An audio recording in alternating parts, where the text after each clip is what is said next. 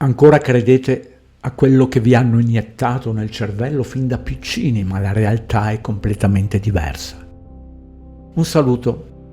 Come anticipato nelle mie libere ricerche a cui si accede attraverso il fornito indice alfabetico, molti hanno compreso l'inganno della storia, della politica, di gran parte della scienza e di gran parte della medicina. Da parecchio tempo sul logo di Canal 104 Plus si legge AI Free, libero da intelligenza artificiale. Premetto che tutto quello a cui siamo in grado di accedere fa parte di materiale in linea con quello che il sistema in atto ci permette di accedere, solo materiale scelto accuratamente da entità che controllano gli esseri umani, che sono in grado anche di indirizzare il pensiero degli stessi.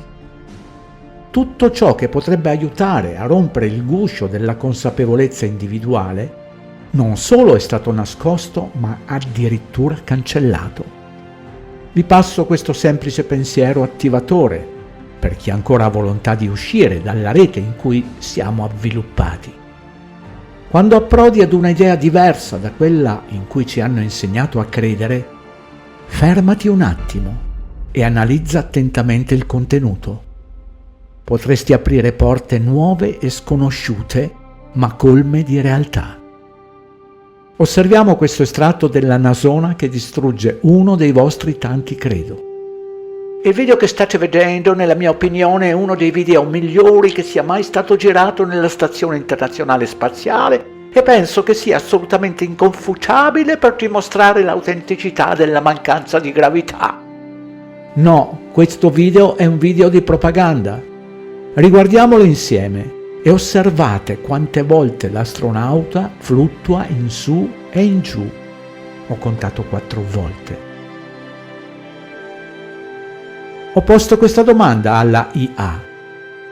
In assenza di gravità un astronauta continuerà a muoversi in una direzione fintanto non agirà un'altra forza?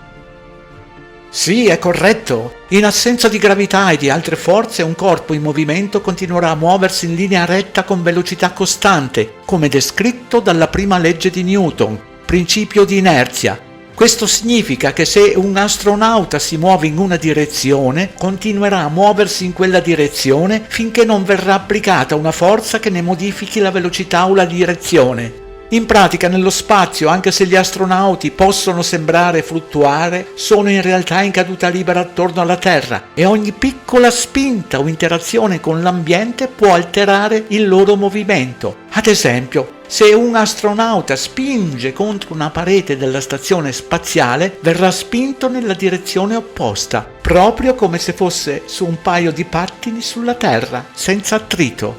Questo astronauta non spinge contro alcuna parete, e questo fluttuare in su e in giù va contro ogni legge del sistema. Se non comprendete questo, continuate a dormire paralizzati e tornate a sognare, perché l'unica cosa che hanno inviato nello spazio è la vostra immaginazione, alieni ed efficienza artificiale compresi.